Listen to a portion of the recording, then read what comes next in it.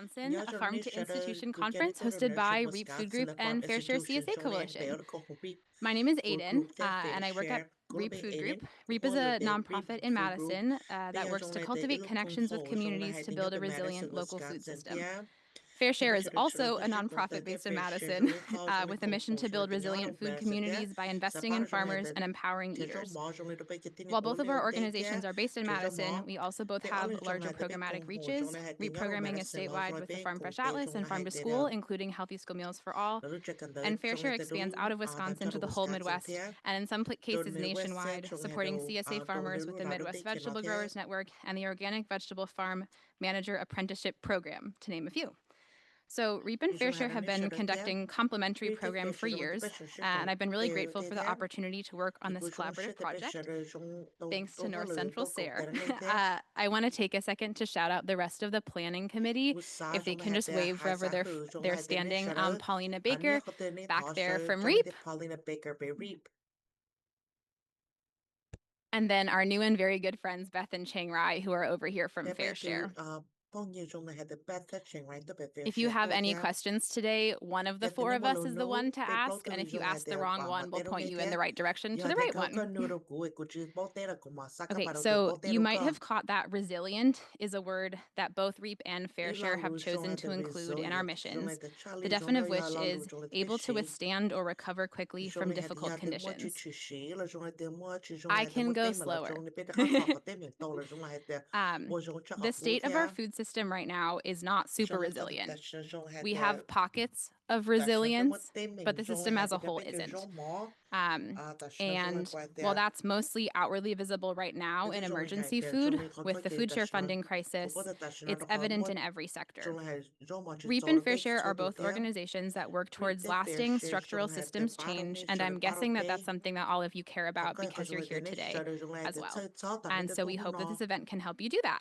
Our goal here is to give you a day to share knowledge, foster existing connections, and build new relationships that will result in getting more locally grown food into Wisconsin institutions, which is a key step in making our food system more resilient. This conference is our first of two supported by SARE. The second one will take place next fall, and exact location is TBD, but we're really hoping to head further north. To support the conferences, we've been hosting a quarterly virtual community of practice, bringing groups together to build community knowledge and identify gaps for wholesale distribution to regional institutions, which is something that we're continuing here with all of you today. And I see some faces in the room who have been on those calls, so hi, Sam, and thanks for coming again. And we're really glad that all of you speakers, sponsors, and attendees are here to join us. I want to give a really big thank you to our Farmer Steering Committee for this event. We've been meeting with them periodically over the last year, and we've been getting their feedback and insight as we narrow down the topics and speakers for the day ahead. Ken and Shane Canneberg of Vine and Virtue Farm, Philip Yang from Yang's Produce, and Heather Tomon from Full Circle Community Farm and Slow Farmers Co-op weren't able to make it down today. But in the audience, and if you guys could give a quick wave, we have the wonderful Yemwa Yang from Live Jewelry Farm. I've been told by Paulina that we might have one of their last strawberry harvests on the table back there, so enjoy it while it's there. Tommy Stoffer from Vitruvian Farms. And Sebastian Hassel from Rudolph Hassel Legacy Enterprises, Firm Footing Farm, and the Ashe Cooperative. So we're really grateful to them. I also want to give a really big thank you to all of our tabling sponsors, Maize, Green Box Compost, Marble Seed, the Common Market Great Lakes, Blue Farm Chips, and Wisconsin Farmers Union for additional support in making the event possible. You can see the full list of our event sponsors on the back of your program. And please check out their tables in all of our downtime today. I have a couple of housekeeping notes before I introduce our first speaker. Please fill out your bingo boards. We were really excited for them. Use them to network and meet people during the day. If you really want to yell bingo when you get a bingo, you can, as long as it's not in the middle of a session. But if you don't want to yell bingo, you can just come find me. And we have some fun little goodie bags set aside for the first 5 people who get a bingo. So, and I believe it's on the instructions, but it doesn't have to be like a full blackout bingo. It can be like 5 across or, a standard bingo win. There are 2 different ways you can reach the bathrooms. One is back through that gray door and through a couple more doors. Never mind, it's locked again. Out that way and down the hall in the back, you should be able to see like the water fountains from there. So it's just straight down the big hall. And then please enjoy the food. We'll have a really yummy local spread.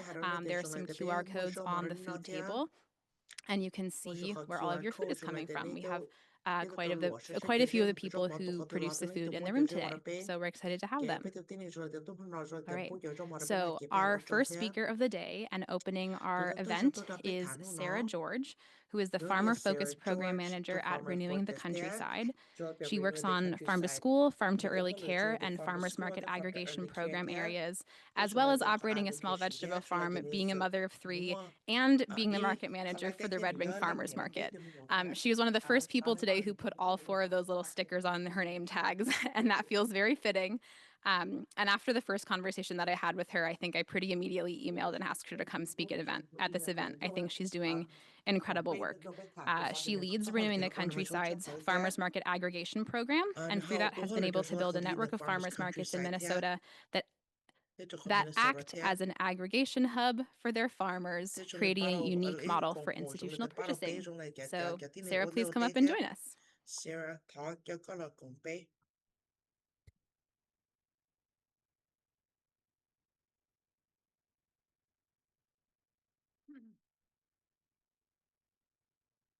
See if we can hear it any better this way. Does that help? Awesome. Good morning, everybody. It's so fun being here today. As Aiden mentioned, I'm Sara George. I am the Farmer Focused Program Manager here at Renewing the Countryside.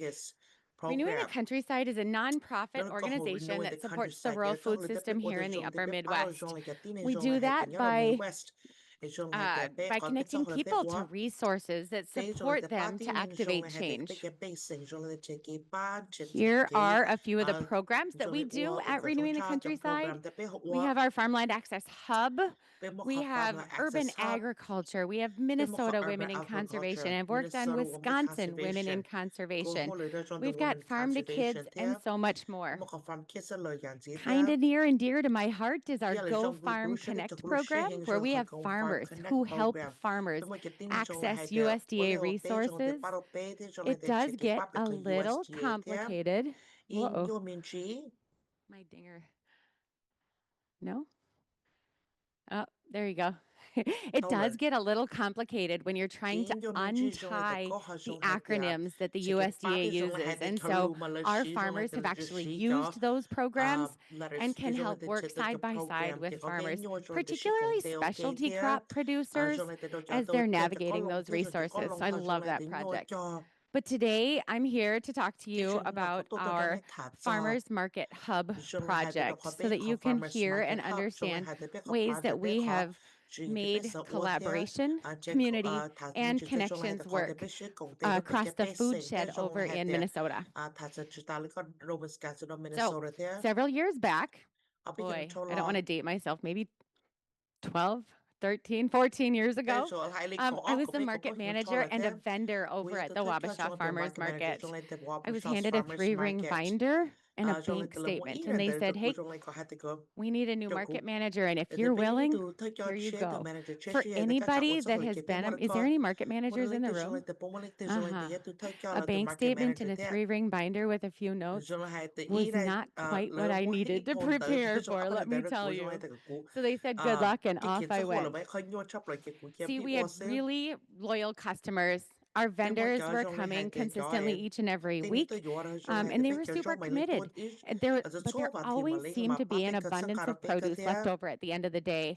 And as the market manager, I felt very responsible. I felt really bad about that. So with local food growing in popularity and institutional buyers like schools, hospitals, and restaurants looking for ways to gain access to local foods, I thought, what can I do to make a difference? You guys had vendors taking their arm across the table with produce that was just available for sale and scooping it into a 5-gallon pail to bring home and feed the pigs. So this is no joke. This really, truly happened at my market. Aiden mentioned earlier, I'm a farmer. Farming is amazing. I love farming, but farming is hard. It's really, really hard. And there's not a lot of things that we can do to make it easier. But as a market manager, I wanted to see how I could do it. Often we share the sexy side of farming, the beautiful produce, the freshly harvested, piled high on the tables, ready for that customer to come and get. But the truth is, it doesn't matter if it's raining or if it's windy, if it's 100 degrees outside or the grass is wet in the dew, there's always work that needs to be done. And holidays are often vacations too. This was the last holiday, literally just a few weeks back. I was out weeding the berries because when you have that much produce, you got that many weeds too. So holidays, when everybody else is out celebrating Labor Day and everything, our farmers are out working in the fields trying to make it so that we can get things done. And anybody that's heard me talk before has heard me say it. It takes a hell of a lot of radishes to make a house payment. So support your farmers because it's true. It does. It takes a hell of a lot of radishes. So now we're going to head back to the farmer's market. You see, as a farmer, I felt obligated to help the farmers. I hated seeing that produce that they spent so much time and energy harvesting, washing, packing, and getting to the market being fed to the pigs. So I wanted to find a means for them to sell that food. That's going to bring us to what is a farmer's market hub. You see all that gorgeous produce on the tables over there? Our project team hatched a plan. It's kind of a different one, you guys, where we wanted to base a food hub out of existing infrastructure that's already there. The farmer's market. No brick and mortar facility, no special equipment, no extra trips for the farmers to come and drop off their produce because they're coming to the market anyway. That one is a bit aspirational. We're still working on that. No requirement for the farmer to lower their prices and the only investment was the investment in people, not infrastructure. The goal was to make the connections for farmers and to institutions, and I wanted to figure out how to do it, and I began doing it in Wabasha, Minnesota, where I was managing that market. What I knew I needed was some grant funding to help kick it off. And when I applied for grant funding, I found out I was doing it completely illegal. I didn't realize in Minnesota you actually had to have a license to aggregate food. When you're selling food that's not your own, you had to have that license. And I figured it out by sitting at the table up in St. Paul, face to face with 5 of the top people at the Department of Agriculture. They're like, yeah, don't ever show us that photo again. It happens. It was crazy. But now they understood what we wanted to do. When they came to my farmer's market to get an inspection, the inspector had to come out and find out how we were going to do it. And when they came to my market for this inspection, he said, I can't give you a license. And I said, why not? And he said, because I'm here to inspect and there's nothing to inspect. We need something. I don't care if it's a 2-foot by 2-foot building that's attached to the ground that you never use. I need to mark a box that says I inspected it. So I brought in Renewing the Countryside, the Minnesota Institute of Sustainable Agriculture, the Minnesota Farmers Market Association, and we went to battle. And battle we did. We're like, how does this make our food safer? What are we doing differently when we don't have the building and when we do have the building? And this team got together and we wrote up fact sheets and we went side by side, not only with the University of Minnesota Food Safety Team, we went together with Department of Agriculture, knowing full well that while we were sitting with the food at the farmer's market, we needed MDA's approval, Department of Agriculture. But well, as soon as we stepped into an institution, we needed to work with Department of Health. And so we brought them into the table. We worked with the local food advisory committee and many, many more. So we put a plan in place. And in 2017, Wabasha Farmers Market was the first market in the state of Minnesota to receive a wholesale food handler's license. Now, I see a lot of familiar faces in the room. Any of you that know me know I'm not a quiet person. I kind of want to share these findings as much as I can, and I wanted to replicate it. I wanted to make sure that others had the ability to do this for their community as well. And that is exactly the kind of work Renewing the Countryside does.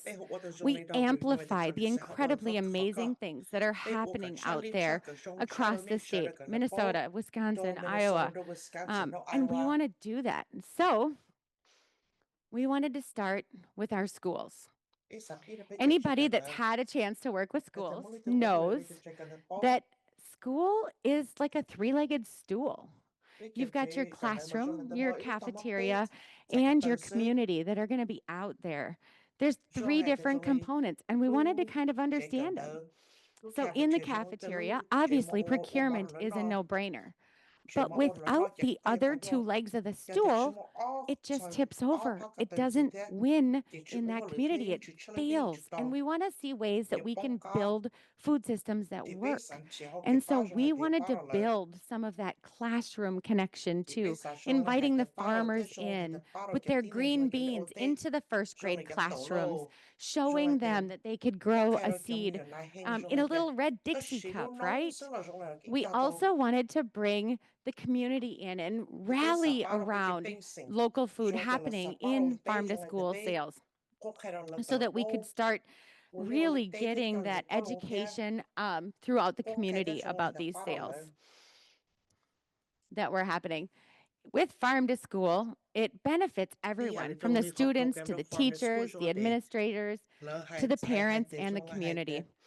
And when you have this, providing opportunities, you're building family and community engagement. Sounds great, right?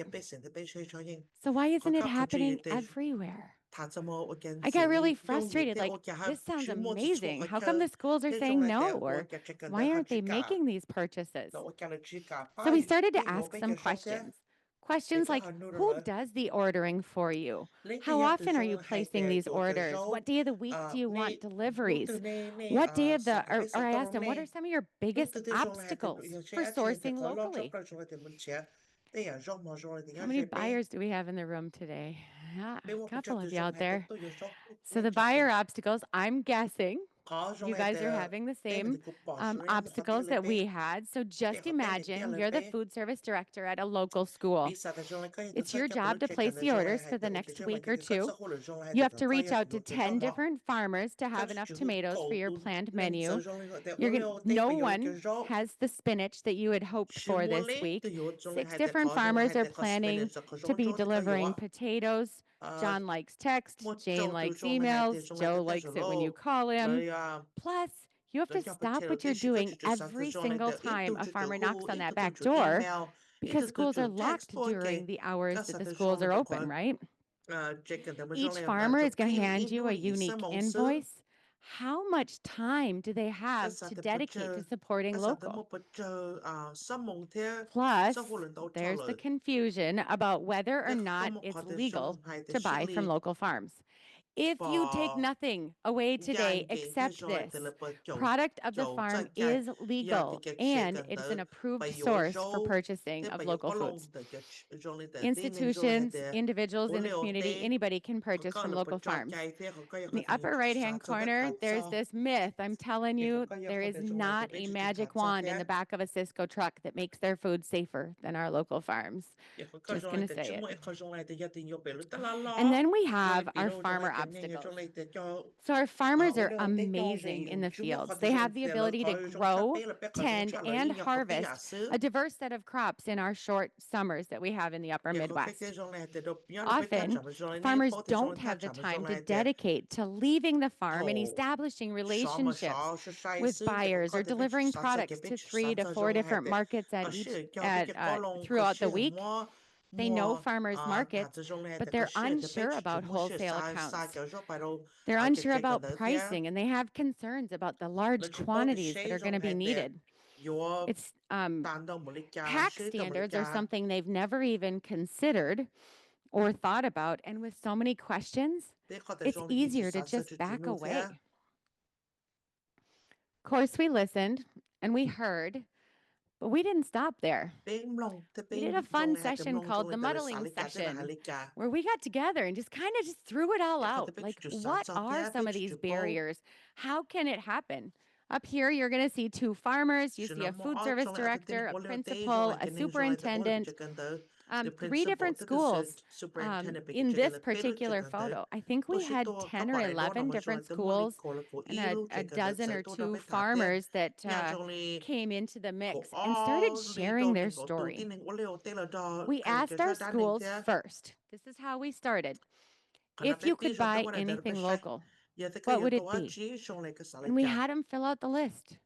And then we gave the same list to our farmers. And we said, what are you growing on your farm?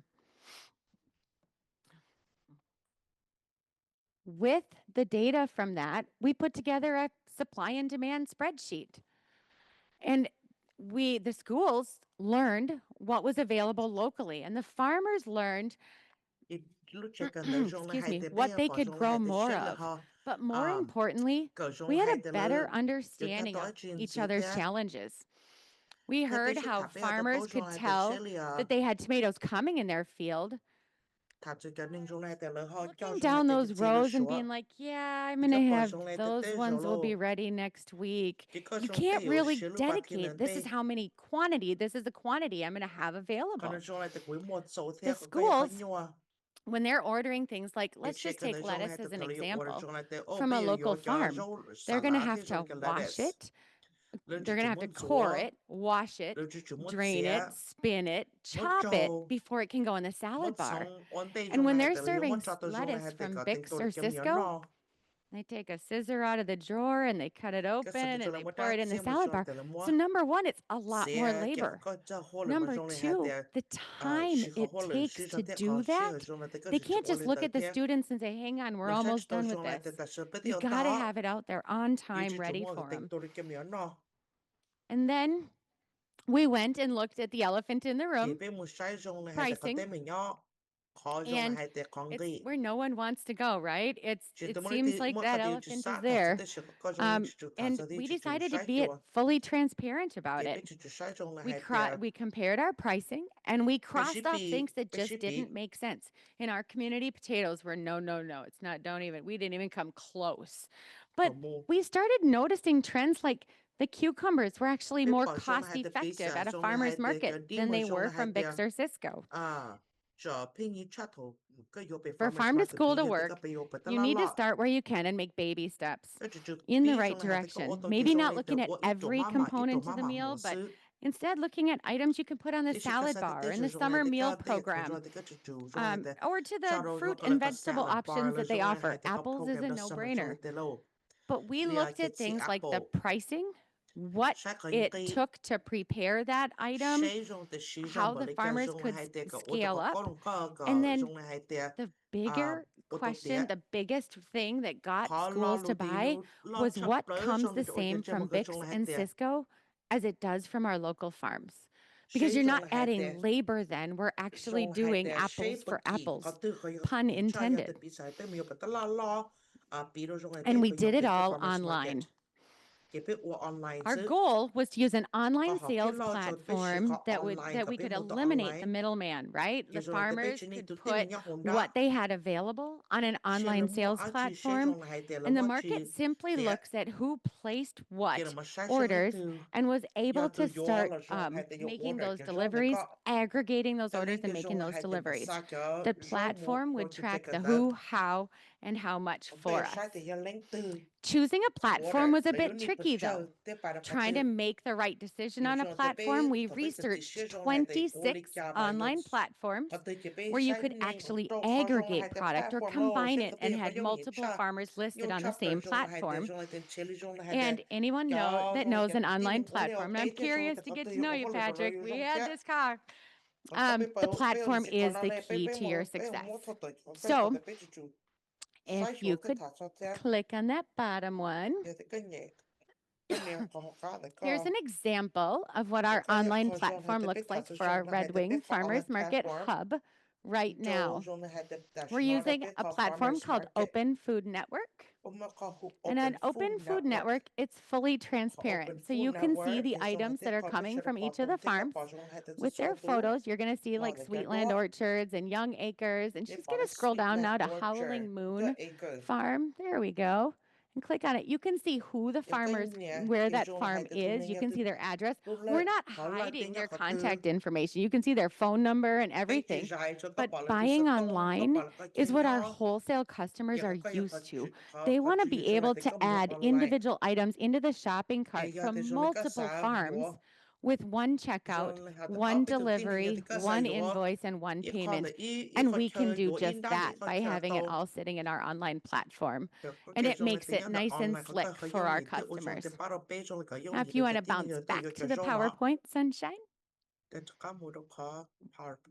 If you go to on the bottom of our, don't click on this one, sweetie, but if you go to the Farmers Market Hub website that's listed here, you also will notice that there's names of the different communities throughout Minnesota, because I told you I was loud. We do it all over the state now, that are also doing this. And if you click on the name of the city, you're going to see the different platforms that they're using and what's listed on their stores as well.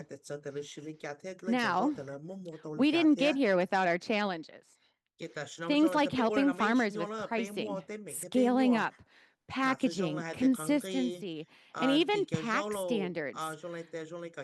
Because our farmers, they knew farmers markets. They don't understand all of this other stuff. When it comes to doing wholesale sales, selling to institutions like buyers at institutions.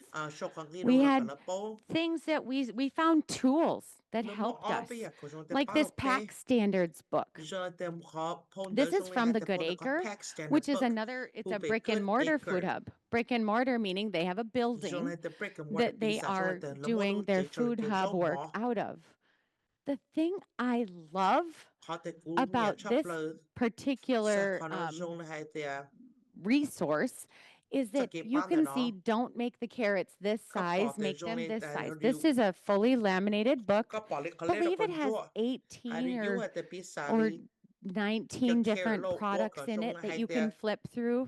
I left mine at the Emerging Farmers Conference this weekend, or I would hold it up because I'm darn proud of this resource.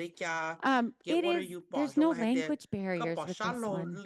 And so it's laminated with a 3-ring binder the farmers can bring in the field, and they can say, you know what, this is what they want the carrots to look like. This is what they don't. This is from the Good Acre, and actually it's on their website as well. So if you Google the Good Acre and go to their farmer resources, it's an incredible resource. And I believe it's also on our Farmers Market. I'm almost positive it's on our farmersmarkethub.org website. There's 3 different produce standard reference tools on there. One is from the Minneapolis Public Schools. I didn't put it in because I had a shorter time today, but that one, they have a baseball right next to the package or the item. So they have a photo of a baseball, like this is how big we want it. This is what we're going to do with it. So we're going to peel it and chop it, or we're going to process it. We want it washed or don't we want it washed? What pack sizes do we want? That's an awesome resource too from the Minneapolis Public Schools. But this one, 18 or 19, and they have a grant now to expand it out to even more. So we're hoping that they have up to 40 different products coming soon. I saw.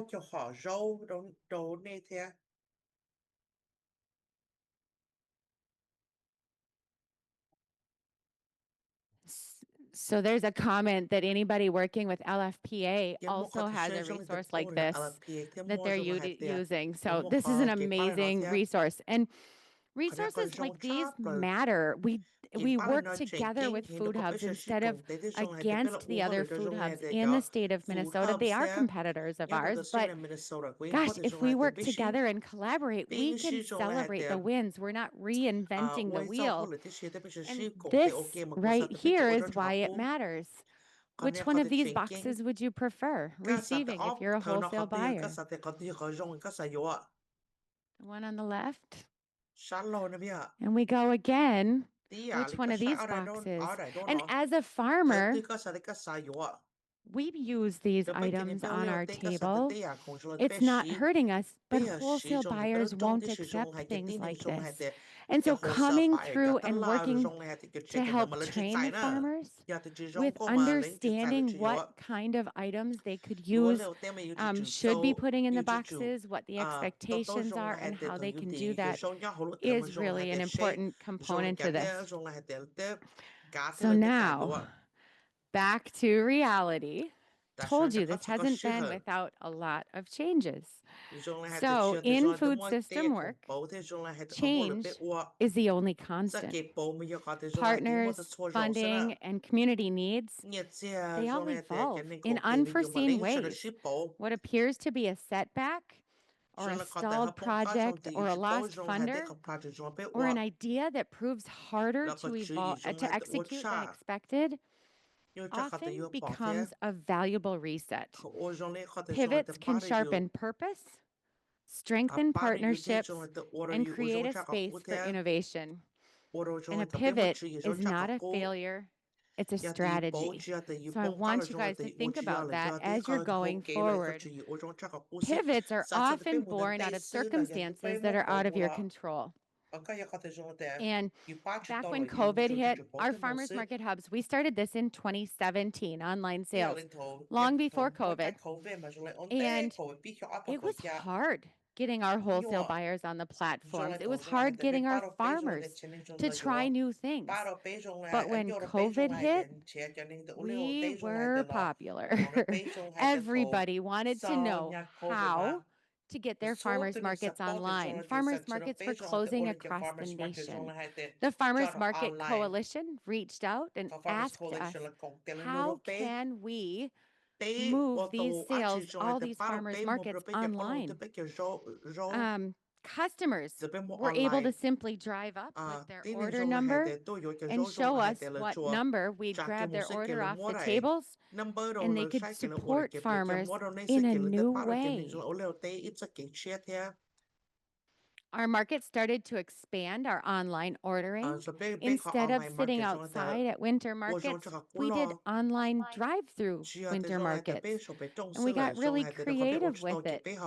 The important part was that we pivoted, and it's not why a pivot was needed, but how we responded to it. With the right approach, pivots can become clarifying moments that help organizations focus on what matters the most. We very quickly realized infrastructure that we had none of was a need we had. And even if it was small, so this is our first walk-in cooler that we received for the Farmers Market Hub project. It wasn't perfect, but it worked well for us. Other hubs started getting their walk-in coolers. Here's the cooler from the Red Wing Farmers Market. We've had a fun game we posted on Facebook saying name our trailer so that people could see, A, we had an online store, B, let's have fun with some punny names. And Chili Willy, as you see here, was our winner. We were pretty tickled about that one. And we got a lot of marketing out of this one and quite a few orders. Some of our hub managers started thinking outside the box. There was a relatively cost-effective school bus in Aiken, Minnesota that they decided to paint, cover the windows, put some plastic between the walk-in there, and retrofit it with an air conditioner and a cool bot. It was no longer a school bus. It's now a cool bus. Yeah, we like that one. So one of the most common traps when you're working in local food system work is trying to go too big too quickly. Those online orders came in, and they came in fast and furious. The urgency to solve systemic food challenges can make it tempting to design large, ambitious projects, but pivots can be an invitation to slow down and consider a phased approach. Coolbot trailers totally getting jam-packed on the left side over here. Pilots, pop-ups, operations, and programmatic head starts or informal partnerships often provide the real-world test and proof points that you need to unlock further funding or support for our local food system. We sometimes hesitate to admit when we're struggling, when we're fearing it's going to reflect poorly on our capacity. But in practice, transparency builds trust. And when we name our challenges, or we ask our partners if we can reshape a strategy or an approach, our partners can step in and help. New collaborators start emerging, and funders can see that you're being thoughtful and adaptive. I can tell you that there's a lot of times where we were like, what are we doing? These boxes, if they look heavy, it's because they are. It's not just a heavy lift on the programmatic side. It's a heavy lift for our farmers. It's a heavy lift for our hub managers. And it's a heavy lift in our community. I've lifted many of those boxes. They're heavy. The stigma around pivots is real, and often it's self-inflicted. But in reality, stakeholders understand that projects evolve, and what matters clearly is that we share what we've learned and how we're dealing with those lessons learned, how we're going to communicate openly. We're then inviting trust and collaboration to make it easier to navigate what's happening for a reset. The willingness to adjust course publicly is not a weakness, but it's rather a hallmark of effective community-driven planning. And in the long run, it can set a clearer path towards a food system that can be more resilient and successful. Here, you're going to see some of the organizations that Renewing the Countryside really collaborates well with. Many of you are in the room. It's awesome having you here. Pivots become easier when you're not carrying the load alone. Just as food systems thrive on cooperation, so do organizations that drive them. Too often, well-intentioned groups try to go it alone. But systemic change requires networks, not silos. And when you hit a roadblock, it can be a perfect opportunity to broaden the table and invite new partners to bring ideas, capacity, and resources. Cooperative or network models, shared infrastructure, and cross-sector collaborations not only mitigate the project's overall risk, but can also amplify the impact. Now, not quite yet, but pivots are a moment for you to step back. I talked a little bit about how we're pivoting and how local food systems are happening throughout Minnesota. What you see on the screen right here is the 7 farmers market hubs that are located throughout the state of Minnesota that we have, that I'm mentoring right now. And our Farmers Market Hub website is where she's going right now. Thank you. And on this website, I wanted her to go through the website so you could see this map is available online. A unique thing happened a few years ago. How many of you just went to the Emerging Farmers Conference this weekend? I think there's a few of you I saw that were in this room here. So the Emerging Farmers Conference happens in Minnesota annually, the first or second weekend in November, and it's amazing. We're out there supporting our emerging farmers that are looking for resources. And the Emerging Farmers Conference Planning Committee came to the food hubs, not just these 7 farmers market hubs, but if you click on those brick and mortar hubs, there we go. There's 2 brick and mortar hubs located here in the state as well, and said, can you come and present on the farmers market hub project? And on any how to get into a food hub here in Minnesota. And we thought, of course, but we had to get a plan in place. We started calling each other on a monthly basis, having a meeting, planning out what that session was going to look like. And we couldn't believe all of the similarities of the work that we were doing. It was amazing to be able to connect with other food hubs in the state that understood the challenges that we were facing because they were facing them too. It was amazing for them to say, hey, we've got this resource, but we don't know what to do about this. And we had answers and started sharing amongst each other, networking and collaborating, bringing a big team together, choosing some of the smallest, most meaningful items, and we began starting working together. So we met, oh gosh, I would say it was once a month for about 8 months planning for that conference. And when the conference actually came to fruition, we were like, we need to continue meeting. Like, this is the best call of the month where we're getting together. We started what we called the food aggregation, monthly food aggregation call. I think several of you have been on our monthly food aggregation call, and I'll put a list of our listserv on the screen shortly. But in our food aggregation call, we invited others that are working in food system work to these calls. We wanted to know, what are some of the barriers? What are the struggles? What are some goals we should do together to build out a food system? You guys, we thought it would just be food aggregators in Minnesota.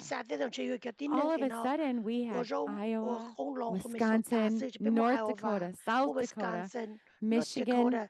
We had individuals from New York joining the call to find out what we were uncovering and wanted to know how we could build out a food system, what we were doing that was working, and what were some of our barriers. All of these people came together, and immediately we started seeing some action things happen.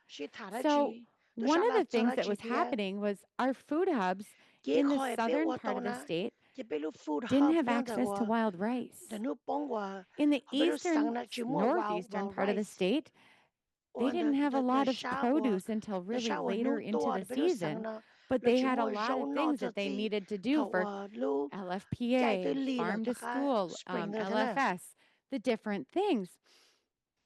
So we decided we wanted to see if we could do hub-to-hub transportation. How can we get it from one hub to the next hub? And we started mapping our routes. Nice work. You are a rock star. Our routes were pretty fascinating, actually. We realized we're really covering a significant part of the state. But if you see Alexandria there has an orange dot and a blue dot on it. There you go, right by your house. There you go. And right above the orange. There you go. And we noticed, gosh, if they're both driving to that community every week, wouldn't that be a neat place for us to put, we call them nodes. I stole the term from Iowa. Node, where we can have either a walk-in cooler or a drop site so that Moorhead Hub can now deliver to Alexandria, save miles.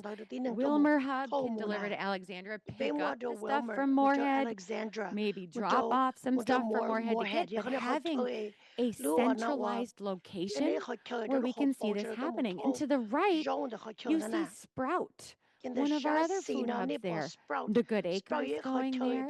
Our Aiken food hub is going there. Wilmer is going to start going there. There's all kinds of activity happening there. So why not make them one of our drop sites and begin cross-sector transportation?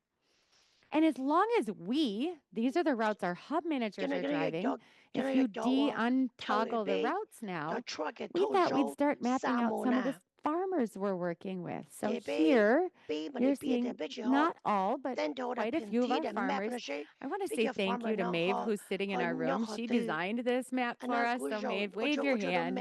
She's amazing.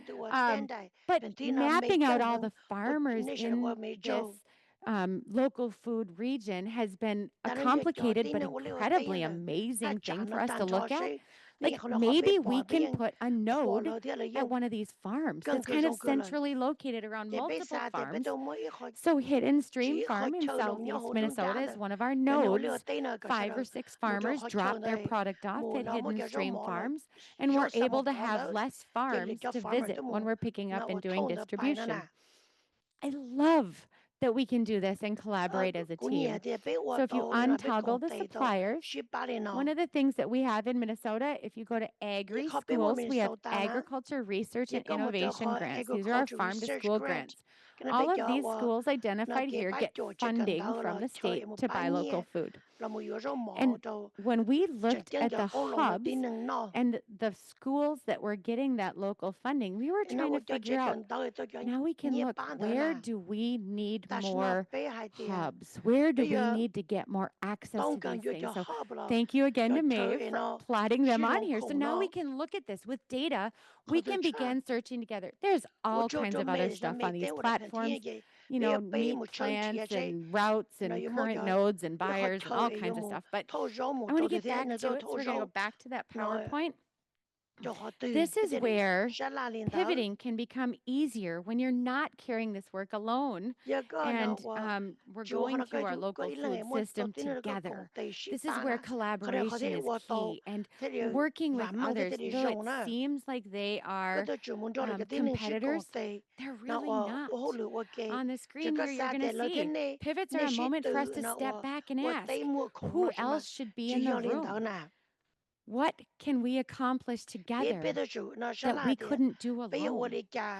And in collaboration, we can discover a lot of amazing things. So,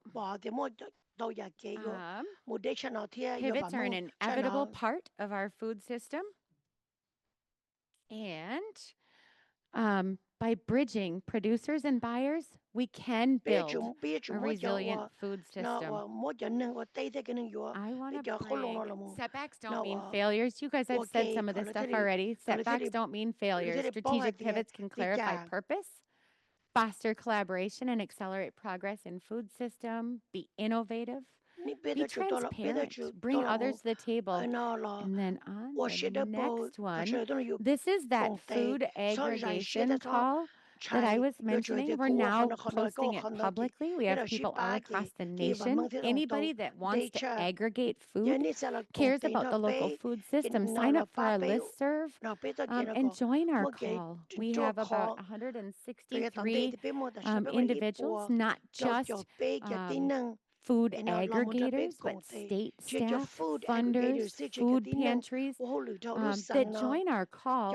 on a monthly basis. It's the third Tuesday of every month at 10 a.m. And really, the only thing that's going through the listserv are grant opportunities that are happening for local food system work, maybe probably more focused on Minnesota, but federal grants as well.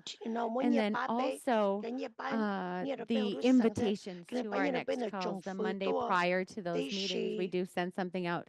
I will say that this month's call is going to be a really good one. So for the last year and a half, Renewing the Countryside has been working on a project called The Missing Middle, where we've interviewed a lot of farmers and a lot of buyers to find out where their barriers are and how we can work with them to overcome those barriers. And it's the executive directors from those from Sprout, the Good Acre, and Renewing the Countryside that are going to be sharing the results of the Missing Middle. We're helping our farmers. We're getting local food into those buyers. But that missing middle is that aggregator. Like, how can we support our aggregators? What support is needed?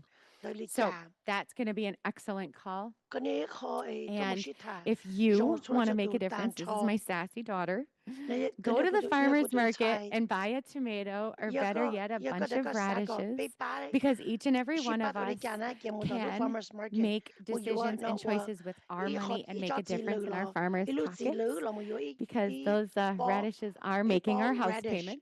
嘅 video If 一 you're 個巴俾 interested 我， in our 原 farmers 來呢 market 投資 hub 女聽， project, 嗱 if you 話 go 呢 to our 波 website, which is radish listed 巴 on 咗俾 top, you 提， can go to 所以提俾幾 for 萬幾錢啊， managers, and there's a documents 一個 tab. 冇一個三條 Under 可 the 能嘢 documents tab, 個 we've 擺裝到 created a how-to 就 manual. 你話 Things to 生啦， consider if 你 you're 咪佢 thinking 吹， about 你咪 doing 見 a 到 food hub 豆， in your 一 community. 咗個啦， What 一 should 個 you 三 be 冇 thinking 煮 about? 咯， What steps 冇 can you 好俾 take? 佢 Because 吹 this is a 沙， low 肉多啲嘅， infrastructure 原 model 來東家肉多 that does 對 work. 於我東家 It 冇啦， is 可 working. 能因我好 It 嚟， hasn't 就 been 你 easy. 攞隻 We've 肉， pivoted, 可能一 but 巴 it's 到 made a 好隻個 difference. 咗，你我哋呢個 Thank 賺 you all. 到，我做咗上蛋湯啦。